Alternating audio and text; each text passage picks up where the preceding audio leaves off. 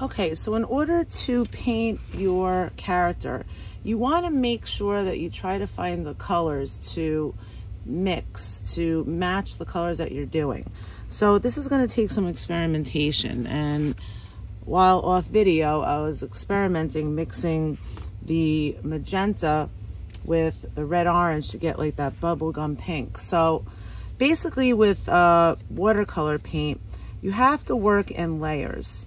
So, and you want to make sure, like say for Hello Kitty, I'm really just working with 3 tints of pink, okay? So I'm actually going to just do the light pink right now. I mix the magenta and the red orange. So you want to make sure that you work in layers. Now again, when we paint, you always use your hand to hold the paper still. And with this particular project, you want to make sure that you have a nice even coating so that it doesn't look like there are layers. So I'm going to do a nice light pink and her kind of like neck area, and then I'm going to do the same for her arm area.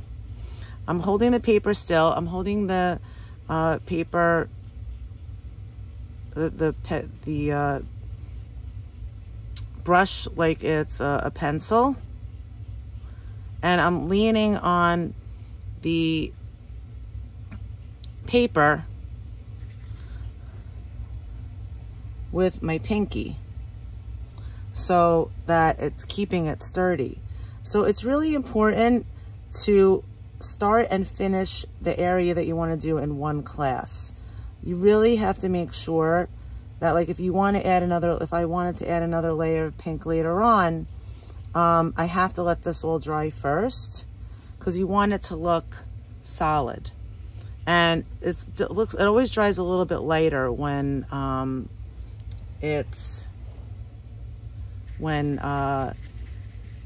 when it dries. So now I'm going to paint the dark area here, and I'm just definitely going to use a darker tint. So I'm going to use less water and more paint. And if this comes out the same tint is when you add white to a color, or in watercolor, it is with watercolor, it's, just want to make sure I have enough. When you add water, it also lightens up a color. So you want to make sure that you have enough for the whole area.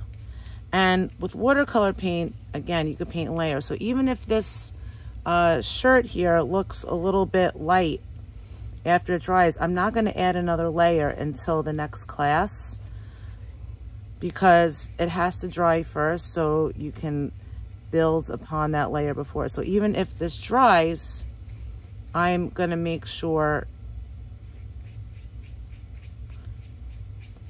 that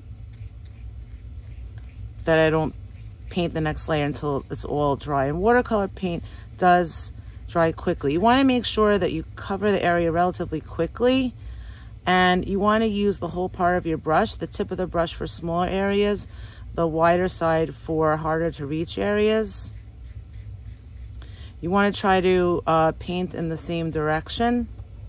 Now this does look a little bit darker, but I might have to add more of a tint. So now more paint later on. So now I'm going to do the bow, and the bow is going to be the same color as the shirt. So I'm going to try to make it like a darker shade of the pink. And again, I'm using my hand to hold the paper still. I turned the painting upside down so that I could reach the harder to reach places. And you want to use your scrap paper, or you can also use a plate, or you can even mix on the actual paint pan there.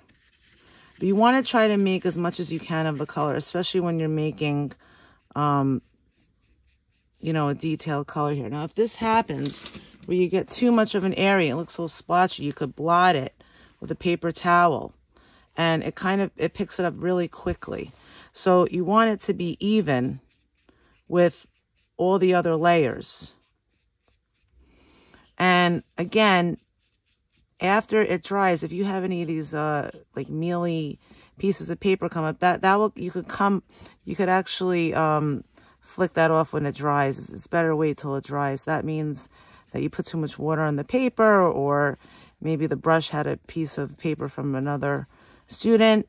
You really want to make sure you wash thoroughly between your colors, and you want to just let it sit.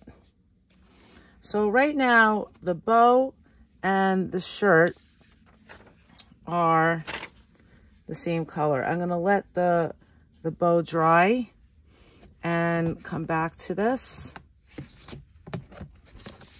And actually what I'm going to do is we'll come back to this.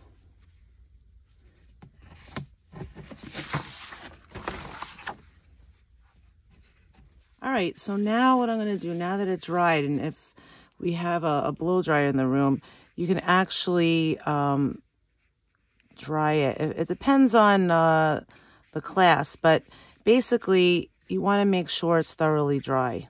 So now I'm just going to do another layer of this pink on Hello Kitty's little t-shirt jumper, whatever it is that she wears. And I'm doing it as quickly and methodically and carefully as possible. So again, I'm using the tip of my brush. I'm not worried about these pieces of paper, even though I'm a little bit neurotic about that it's there. And I'm covering it up, and I'm making a totally separate layer so that the outfit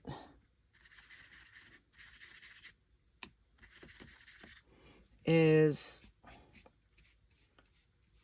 just a shade darker than, I guess, her Hello Kitty skin.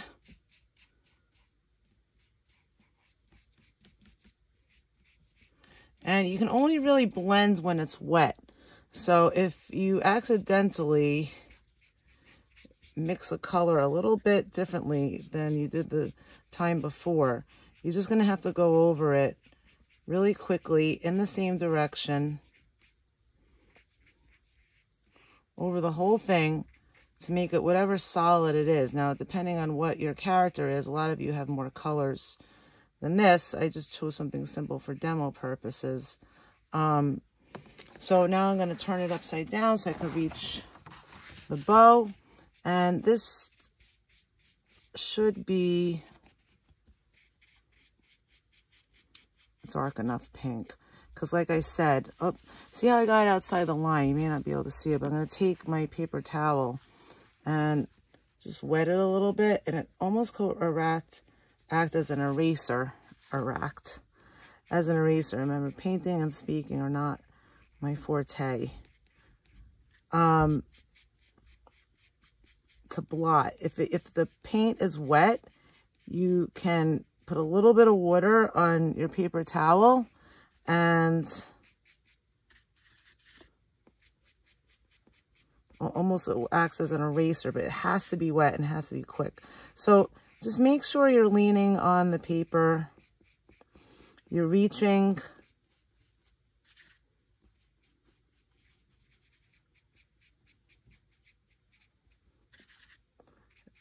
And you're leaning, and you're not going outside the lines. All right, so now that I did the bow and her little jumpsuit, I actually am going to do her nose, and then I will be done with the painting part of this.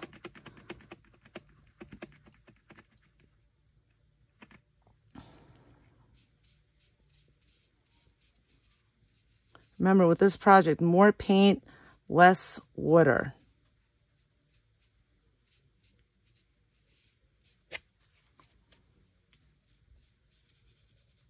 Better to work in layers than to have an uneven amount of color.